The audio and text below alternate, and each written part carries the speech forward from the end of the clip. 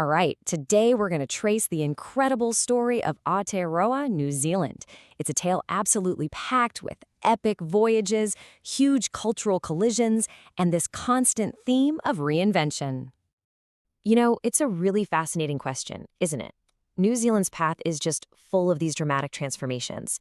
It goes from being one of the most isolated places on Earth to a super connected, modern nation with a really complex identity. So let's explore exactly how that happened. So here's how we're going to break it down. We'll start at the very beginning with the first footprints on the islands. Then we'll get into the arrival of Europeans and the birth of a colony, see how New Zealand started carving out its own path in the 20th century, and wrap things up with the dynamic modern nation we see today.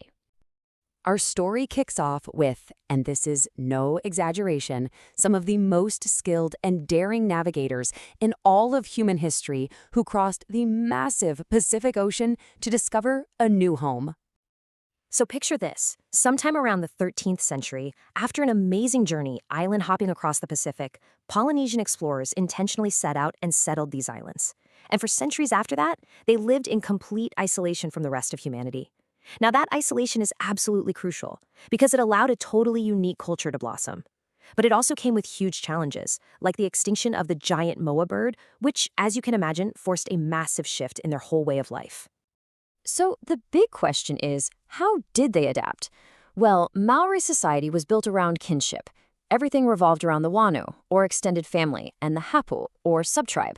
They ingeniously adapted their tropical agriculture to a cooler climate, growing crops like the kumara, or sweet potato. And as the population grew, so did competition, which led to building these incredible fortified villages we know as pa. For hundreds of years, Māori were the only people here. But that long isolation was about to end, and its end would trigger one of the most transformative and honestly turbulent periods in the nation's history. The very first contact with Dutch explorer Abel Tasman in 1642, it was brief and violent. It wasn't for more than 100 years, when Captain James Cook showed up, that things really began to change. Soon, European whalers and traders, the Pākehā, were regular visitors. But the real game changer here was trade. European goods arrived, but one item in particular, the musket, completely upended Maori society. It led to a devastating period of conflict, the Musket Wars, that totally redrew the map of power among the tribes. Okay, so with more and more settlers showing up, the British Crown felt it had to make its presence official. The result was the Treaty of Waitangi, signed in 1840. This document is, without a doubt, the single most important in New Zealand's history.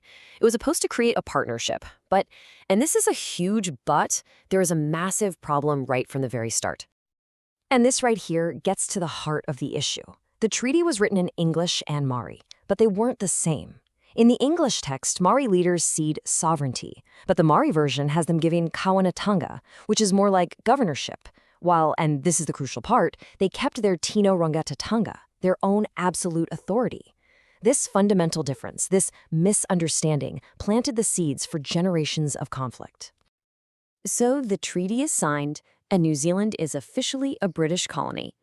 The next 50 years were all about the tension between what the British thought they'd gotten and what Māori knew they had kept. And if you want a picture of the pressure on that relationship, just look at this chart. The numbers are staggering. In 1840, Pākehā were a tiny minority. Just 40 years later, a massive planned wave of settlement completely reverses the demographics. This explosive growth of a settler population hungry for land, well, it set the stage for everything that followed. And for Māori, the consequences were just devastating. The introduction of European diseases, which they had no immunity to, combined with the loss of land and the violence of the New Zealand Wars, caused a catastrophic population crash. By 1896, the Maori population had hit a low point of only about 42,000. So what's wild about this era is how full of contradictions it is. At the same time, you have these brutal wars being fought over land. The colonies are having huge economic booms from gold rushes. Then you have the Vogel era, this massive government borrowing plan to build modern infrastructure, railways, roads, you name it.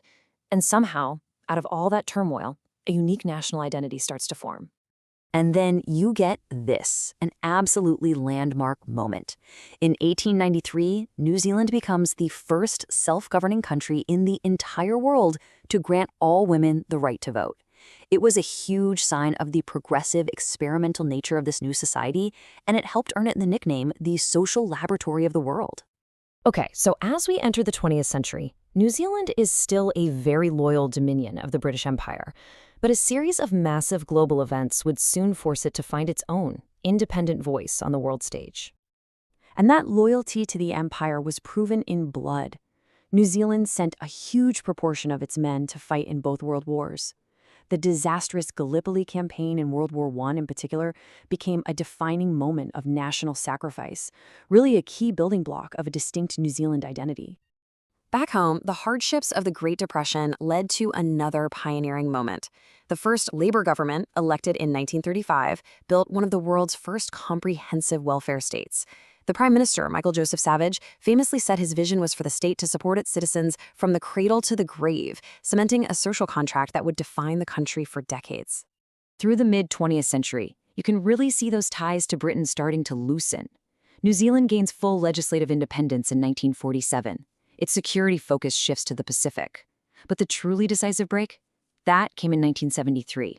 When Britain joined a European trading bloc, it severed a vital economic lifeline, forcing New Zealand to completely rethink its place in the world. This whole journey culminates in the bold anti-nuclear stance of 1984, which was a definitive statement of an independent foreign policy.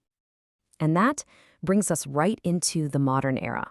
This was a period of radical, and let's be honest, often painful, reinvention that created the New Zealand we see today. After all the economic shocks of the 1970s, the Labour government elected in 1984 unleashed an absolute revolution. They called it Rogernomics, and it was a rapid, sweeping series of free market reforms that just completely dismantled the old protected economy. The change was breathtakingly fast. So how did it work? Well, government supports for industries like farming were gone, practically overnight. The currency was floated on the market, state-owned assets, the airline, telecoms, railways were sold off, and taxes were slashed. In less than a decade, New Zealand went from being highly regulated to one of the most open, free market economies on Earth.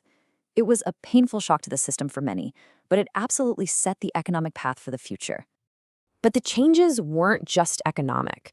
Immigration laws were liberalized, which brought in new people, especially from Asia, creating a much more multicultural society. And at the same time, there was this powerful Māori cultural renaissance. The Treaty of Waitangi, once ignored, was finally placed back at the center of national life, with a tribunal set up to address historical grievances. So, when you look at the whole story, from the first Polynesian voyagers adapting to a new land, to the collision of Māori and Pākehā worlds, and the constant reinvention of its economy and identity, you can see that New Zealand's history is really just a story of incredible journeys. And it makes you wonder, what is its next destination going to be? Hey, if you enjoyed this look at New Zealand's history, make sure to subscribe to our channel. We have a whole playlist of quick, concise country histories just like this one that you can check out. Thanks so much for watching.